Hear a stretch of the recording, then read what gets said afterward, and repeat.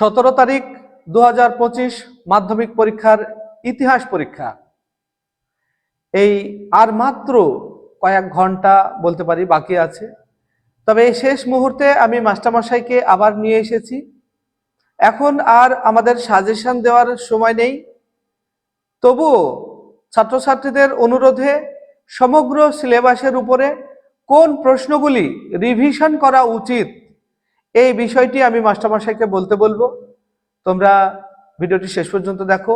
মাস্টারমশাই আলোচনা করবেন এখন এমসিকিউ থেকে একেবারে 8 মার্কের বড কোশ্চেন পর্যন্ত যে যে প্রশ্ন আসে সমস্ত প্রশ্নের উপরেই কোনগুলি রিভিশন করা উচিত এই মুহূর্তে মাস্টারমশাই আলোচনা করবেন। তোমরা আলোচনাটি শুনতে থাকো। মাস্টারমশাই যে কথাটি বললেন একদমই তাই। অর্থাৎ আগামী সোমবার 17 তারিখ 2025 সালের তোমাদের যে ইতিহাস বিষয়ের মাধ্যমিক পরীক্ষা হতে চলেছে, এই মুহূর্তে তো লাস্ট মিনিট সাজেশন দেওয়া যায় না। সাজেশন দেওয়াটাও ঠিক নয়, কারণ দেখো আমি তোমাদেরকে যেটা বলবো সেটা হলো এখানে গুরুত্বপূর্ণ যে প্রশ্নগুলি আছে এমসিকিউ 2 নম্বরের, 4 নম্বরের, 8 নম্বরের, এই প্রশ্নগুলি তোমরা দেখে নাও যে কোন কোন প্রশ্নগুলি তোমাদের এখনো পর্যন্ত ভালোভাবে রিভাইজ করা আছে। আর হ্যাঁ, এ প্রসঙ্গে আরেকটি কথা বলবো, তোমরা কখনোই আর নতুন করে কোনো প্রশ্ন উত্তর পড়তে যাবে না। নতুন করে কোনো প্রশ্ন উত্তর করতে যাবে না। দেখে নেব যে প্রশ্নগুলি আমি এখানে দিচ্ছি সেই প্রশ্নগুলি তোমাদের কতটুকু প্রস্তুতি আছে তোমরা দেখে নাও। তো চলো আর কোনো আলোচনা না করে আমরা সরাসরি চলে যাব একদম আলোচনার মূল জায়গায়, অর্থাৎ স্ক্রিনে দেখে নেব কোন প্রশ্নগুলি 2025 17 তারিখে ইতিহাস বিষয়ে তোমাদের গুরুত্বপূর্ণ হতে চলেছে। দেখো প্রথম যে প্রশ্ন এমসিকিউ আছে, আমি লিখেই দিয়েছি যে এমসিকিউ পরীক্ষায় প্রবল সম্ভাব্য প্রশ্ন, সাজেশন নয়। প্রবল দেখো এমসিকিউতে সাজেশন হয় না, যেগুলো গুরুত্বপূর্ণ প্রশ্ন আমি এগুলো এনেছি সেগুলো তোমরা দেখে নাও। আর দেখো লাস্ট মিনিট সাজেশন 2025 লেখা আছে, এটা সাজেশন ভিত্তিক নয়। আমি আবারও বলেছি যে মাধ্যমিক পরীক্ষা তোমরা দিতে চলেছো ইতিহাস বিষয়, সেখানে প্রবল সম্ভাব্য যে প্রশ্নগুলি আছে তোমরা দেখে নাও, রিভিশন করে নাও যে কোন কোন প্রশ্নগুলো স্যার বলছেন বা আরও সবাই বলছেন, সেই প্রশ্নগুলো তোমরা এখানে দেখে নিতে পারো। তো চলো প্রথম প্রশ্ন কি আছে, ভারতে ফুটবল খেলা প্রবর্তন করেন। দেখো প্রশ্নটি গুরুত্বপূর্ণ, অবশ্যই তোমরা অ্যান্সারটা জানো, আমি অ্যান্সার বলছি না এখানে। আরেকটি কথা তো বলে দিই যে প্রতিটা প্রশ্ন দেখতে থাকবে এবং প্রশ্নর সাইডে দেখবে স্টার দেওয়া আছে, সেই স্টার দিয়ে প্রশ্নগুলো অবশ্যই তোমাদের মাধ্যমিক পরীক্ষার জন্য অতি গুরুত্বপূর্ণ। তো চলো দেখে নিই কী কী প্রশ্ন আছে এমসিকিউ থেকে। 2 নম্বর, মোহনবাগান ক্লাব আইএফএ শিল্ড জয় করেছিল কত খ্রিস্টাব্দে? নিশ্চয়ই তোমরা জানো। 3 নম্বর, ভারতীয়রা আলুর ব্যবহার শিখেছিল যাদের কাছ থেকে? এটাও তোমরা জানো। 4 নম্বর, বিশ্ব পরিবেশ দিবস পালিত হয় কবে? 5 নম্বর, বামাবোধিনী পত্রিকার সম্পাদক কে ছিলেন? 6 নম্বর, গ্রামবার্তা প্রকাশিত হতো কোথা থেকে? 7 নম্বর, সাধারণ জনশিক্ষা কমিটি গঠিত হয়। 8 নম্বর, কলকাতা বিশ্ববিদ্যালয়ের বিএ পরীক্ষা অনুষ্ঠিত হয় কবে? 9 নম্বর, ভারতে প্রথম অরণ্য আইন পাশ হয় কবে? 10 নম্বর, হুল কথার অর্থ কী? 11 নম্বর, সন্ন্যাসী ফকির বিদ্রোহের অন্যতম নেতা কে ছিলেন? 12 নম্বর, তিতুমিরের প্রকৃত নাম কি? 13 নম্বর, 1857 খ্রিস্টাব্দের মহাবিদ্রোহকে ভারতের প্রথম স্বাধীনতার যুদ্ধ বলে অভিহিত কে করেছেন? 14 নম্বর, ভারতের ইস্ট ইন্ডিয়া কোম্পানির অবসান ঘটে কবে? 15 নম্বর, ভারতের প্রথম রাজনৈতিক প্রতিষ্ঠান নাম কি? 16 নম্বর, মহারানীর ঘোষণাপত্রের প্রধান উদ্দেশ্য কি ছিল? 17 নম্বর, বাংলা ভাষায় ছাপা প্রথম বইয়ের নাম কি? 17 নম্বর, ভারতে হাফটোন প্রিন্টিং পদ্ধতির প্রবর্তন কে করেন? 19 নম্বর, Indian association for the cultivation of সায়েন্সের কোন বিজ্ঞানী নোবেল পুরস্কার পেয়েছিলেন? 20 নম্বর, বেঙ্গল টেকনিক্যাল ইনস্টিটিউট কবে প্রতিষ্ঠিত হয়? এখানে একটু অনাকাঙ্ক্ষিত ভুলের জন্য দুঃখিত, যে সিরিয়াল মিস্টেক হয়েছে, এটা 22 নম্বর ভাবেই ধরে নাও। বাবা রামচন্দ্র কৃষক আন্দোলনের নেতৃত্ব দিয়েছিলেন কোথায়? 23 নম্বর মোপালা বিদ্রোহ হয়েছিল কোথায়? 24 নম্বর একা আন্দোলনের নেতা কে ছিলেন? 25 নম্বর নারী সত্যাগ্রহ সমিতি প্রতিষ্ঠিত হয়েছিল কখন? এখানে সে আন্দোলনগুলোর পরে বলবে। 26 নম্বর দীপালি সংঘ প্রতিষ্ঠা করেছিলেন কে?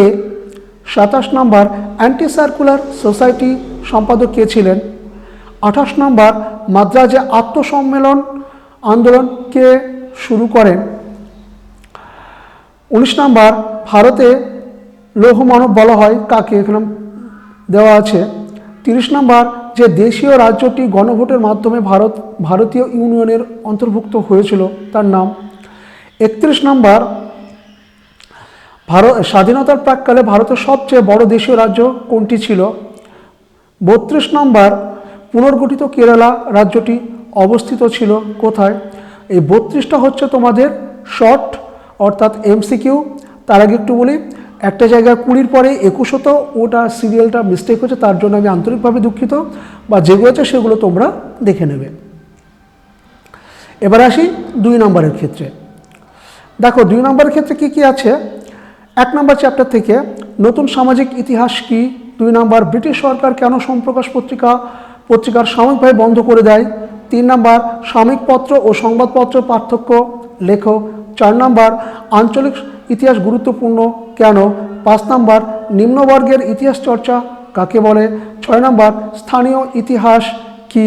7 নম্বর আত্মজীবনী ও স্মৃতিকথা কি? দ্বিতীয় চ্যাপ্টার থেকে দেখো কি আছে? 3 আইন কি? 1 নম্বর। 2 নম্বর নববেদান্তবাদ কি? 3 নম্বর ভারতবর্ষীয় ব্রাহ্ম সমাজ বিভক্ত হলো কেন? 4 নম্বর কি উদ্দেশ্যে সাধারণ জনশিক্ষা কমিটি গঠিত হয়? 5 নম্বর মেকলে মিনিট কি? 6 নম্বর হান্টার কমিশন কেন গঠিত হয়েছিল? 7 নম্বর কাঙাল হরিনাথ, লালন ফকির এবং ডিরোজিও বিখ্যাত কেন? 8 নম্বর বামাবোধিনী পত্রিকার উদ্দেশ্য কি? 9 নম্বর চার্লস উডের 2টি প্রধান সুপারিশ লেখো।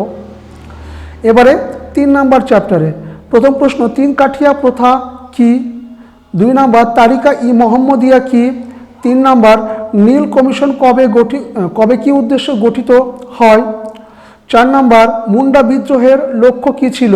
5 নম্বর খুদকাঠি প্রথা কি? 6 নম্বর পাগলপন্থী কারা? 7 নম্বর দুদুমিয়া বিখ্যাত কেন? 8 নম্বর দামিন ই কোহ কি? 9 নম্বর রানী শিরোমণি বিখ্যাত কেন? 10 নম্বর এলাকা ও বে এলাকা চাষ প্রথা কি? 11 নম্বর ওয়াহাবি আন্দোলনের ব্যর্থতার 2টি কারণ লেখো। চতুর্থ অধ্যায়ে প্রথম প্রশ্ন দেখে নেব কি আছে।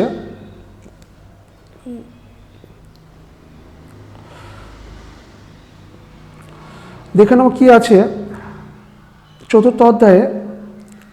ভারত মাতা চিত্রের বিষয়বস্তু কি ছিল? 2 নম্বর ল্যান্ড হোল্ডার সোসাইটি কি? 3 নম্বর ভারত সভার উদ্দেশ্য লেখো। 4 নম্বর ঝাঁসি রানী বিখ্যাত কেন? 5 নম্বর সভা সমিতি যুগ কি? 6 নম্বর মহাবীর্যের প্রত্যক্ষ কারণ কি ছিল? 7 নম্বর নাট্যাভিনয় নিয়ন্ত্রণ আইন কি? 8 নম্বর ইউরোপীয়রা ইলবার্ট বিলের বিরোধিতা করেছিল কেন? 9 নম্বর গগেন্দ্রনাথ ঠাকুর স্মরণীয় কেন? 5 নম্বর চ্যাপ্টার থেকে দেখে নেব কী কী প্রশ্ন আছে 2 নম্বরের ক্ষেত্রে। 1 নম্বর বাংলা লায়নোটাইপ প্রবর্তনের গুরুত্ব লেখো। 2 নম্বর বসু বিজ্ঞান মন্দির প্রতিষ্ঠার উদ্দেশ্য লেখো। 3 নম্বর শান্তিনিকেতন আশ্রম কি? 4 নম্বর বাংলার গুটেনবার্গ কাকে ও কেন বলা হয়? 5 নম্বর পঞ্চানন কর্মকার বিখ্যাত কেন? 6 নম্বর কলকাতা বিশ্ববিদ্যালয়কে কেন গোলদিঘির গোলামখানা বলা হয়? 7 নম্বর শ্রীরামপুর ত্রয়ী কারা? 8 নম্বর উইলকেন্স বিখ্যাত কেন? 6 নম্বর চ্যাপ্টার 1 নম্বর প্রশ্ন, ডান্ডি যাত্রার ঐতিহাসিক গুরুত্ব লেখো। 2 নম্বর অসহযোগ আন্দোলন প্রত্যাহারের কারণ কি ছিল? 3 নম্বর লবণ সত্যাগ্রহ কি? 4 নম্বর চম্পারণ সত্যাগ্রহ কি? 5 নম্বর রেডিক্যাল ডেমোক্রেটিক পার্টি কে কেন গঠন করেন? 6 নম্বর চৌরি চৌরা ঘটনা কি? 7 নম্বর লর্ড কার্জন কেন বঙ্গভঙ্গ করেন? 8 নম্বর সীমান্ত গান্ধী কাকে কেন বলা হয়? 9 নম্বর তাম্রলিপ্ত জাতীয় সরকার কি? 10 নম্বর ত্রিপুরী কংগ্রেসের গুরুত্ব লেখো। 11 নম্বর কিষাণ সভা প্রতিষ্ঠার উদ্দেশ্য কি? এবারে যাব 7 নম্বর চ্যাপ্টারে। প্রথম প্রশ্ন কি আছে? অনুশীলন সমিতি কে কেন গঠন করেন? 2 নম্বর লক্ষ্মীর ভাণ্ডার কেন গঠন করায়? এই লক্ষ্মীর ভাণ্ডার বর্তমান লক্ষ্মীর ভাণ্ডার কিন্তু এক নয়, এই লক্ষ্মীর ভাণ্ডারটা হচ্ছে সরলা দেবী চৌধুরানী, তিনি এটা করেছিলেন। 3 নম্বর চ্যাপ্টার অলিন্দ যুদ্ধ কি? 3 নম্বর প্রশ্ন অলিন্দ যুদ্ধ কি? 4 নম্বর মাদাম কামা স্মরণীয় কেন? 5 নম্বর রশিদ আলী দিবস কেন পালিত হয়? 6 নম্বর আলিপুর ষড়যন্ত্র মামলা কি? 7 নম্বর ডান্ডি মার্চ কি? 8 নম্বর পুনা চুক্তি কি? 9 নম্বর সাম্প্রদায়িক বাটোয়ারা কি? 10 নম্বর স্বরাজ্য দল কি? 11 নম্বর যতীন দাস ও ক্ষুদিরাম বসু স্মরণীয় কেন? 12 নম্বর বিবাদী নামে কারা পরিচিত? 8 নম্বর চ্যাপ্টারে যাব, দেখে নেব কি কি প্রশ্ন আছে। কাকে কেন লৌহ মানব বলা হয়? 2 নম্বর কবে কাদের মধ্যে নেহেরু লিয়াকত চুক্তি হয়? 3 নম্বর কিভাবে জুনাগড় রাজ্য ভারতভুক্ত হয়? 4 নম্বর কাশ্মীর সমস্যা কি? 5 নম্বর উদ্বাস্তু সমস্যা কি? এই গেল 2 নম্বরের চ্যাপ্টার ওয়াইজ তোমাদের মানে রিভিশন গুরুত্বপূর্ণ কোশ্চেন যেগুলো আছে সেগুলো আমি দেখালাম। এবারে যাব 4 নম্বরের ক্ষেত্রে। প্রথম অধ্যায় দেখো, টিকা লেখো নারীর ইতিহাস চর্চা।